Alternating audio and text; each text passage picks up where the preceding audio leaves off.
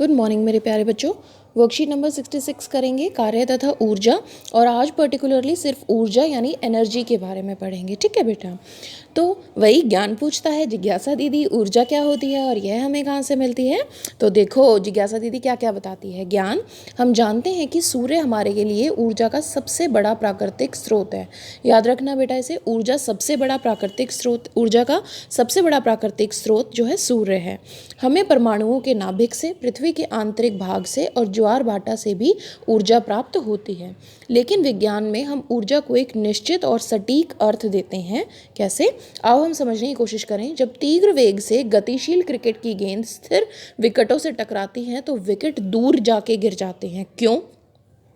ऊंचाई तक उठाया गया हथौड़ा जब लकड़ी की किसी टुकड़ी पर रखी हुई कील पर प्रहार करता है तो वह कील को लकड़ी में ठोक देता है। क्यों? बताओ भाई। जब किसी गुब्बारे में हवा भरकर उसे दबाते हैं तो उसकी आकृति में परिवर्तन होता है। क्यों भाई? इन सभी में बेटा वस्तुओं ने विभिन्न साधनों के माध्यम से कार्य करने की क्षमता हासिल कर ली।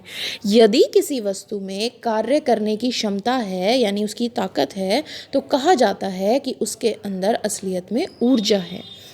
तो जो वस्तु कार्य करती है उसमें ऊर्जा की हानि होती है, यानी जब भी कार्य होगा तो ऊर्जा लगेगी, ऊर्जा का इस्तेमाल होगा। और जिस वस्तु पर कार्य किया जाता है उसमें ऊर्जा की वृद्धि हो जाती है। यानी जैसे हम मान लो हथौड़े की ही बात कर रहे हैं, हम हाथ से हथौड़े को ऊपर लेकर गए, हमारी ऊर्जा लगी और वो ऊर्जा किसके अंदर घुस गई? वो ऊर्जा घुस गई हथौड़ा मारने के बाद कील में। तो वो कील ऊर्जा मिलते ही किसके अंदर घुस गई? लकड़ी के अंदर घुस गई। समझ में आया बेटा? जैसे क्रिकेटर ने यहाँ देखो बॉल मारी तो क्रिकेटर ने अपनी सारी ऊर्जा बॉल में देके मारी। अब वो बॉल ने अपनी सारी ऊर्जा किसको दे दी? विकेट को दे दी। तभी तो विकेट दूर जाके गिर गई। समझ में आया बेटा?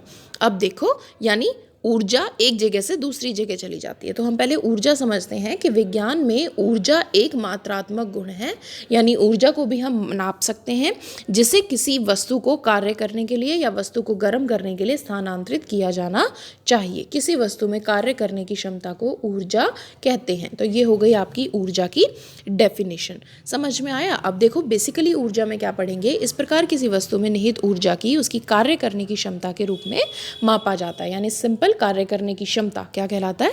ऊर्जा। ऊर्जा का मात्रक पता होना चाहिए, वही जो कार्य का होता है जूल और न्यूटन मीटर। वही न्यूटन मीटर को इसमें भी बदल लेंगे। न्यूटन मीटर की क्या होती है? किलोग्राम मीटर स्क्वायर पर सेकेंड स्क्वायर। एक जूल क्या होता है? एक जूल कार्य करने की आवश्यक ऊर्जा की मात्रा एक जूल होती है। और जूल में ना नाप कर कभी कभार हम किलो जूल में नापते हैं। जैसे ग्राम को किलोग्राम में नापते हैं वैसे ही एक किलो जूल बराबर है 1000 जूल। समझ में आया बेटा? आगे देखिए, ऊर्जा के रूप। ऊर्जा अनेक रूपों में विद्यमान होती है। सौर ऊर्जा, सूर्य से मिलने वाली। प्रकाश ऊर्जा जिसमें हमें दिखाई देता है। ऊष्मीय ऊर्जा यानी गर्म ऊर्जा।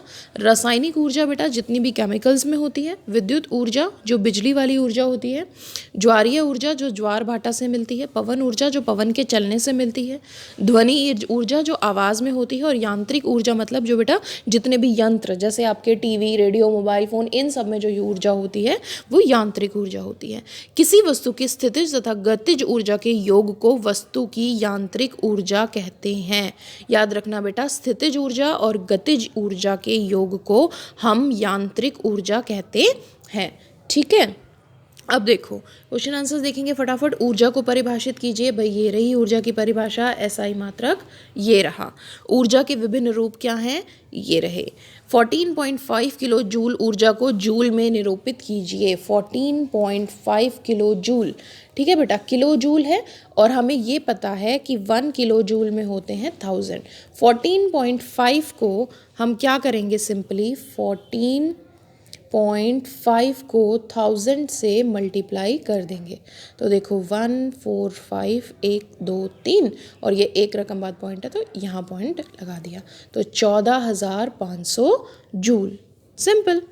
सौर ऊर्जा किसे कहते हैं बेटा? सूर्य से प्राप्त ऊर्जा सौर ऊर्जा कहलाती है। पवन ऊर्जा का कोई एक अनुप्रयोग लिखिए बेटा। पवन ऊर्जा से हम बिजली भी बनाते हैं, बहुत सारी मशीनें भी चलाते हैं। ठीक है, तो पवन ऊर्जा का इस्तेमाल बहुत सारे रूपों में होता है। वेरी सिंपल आज की वर्कशीट।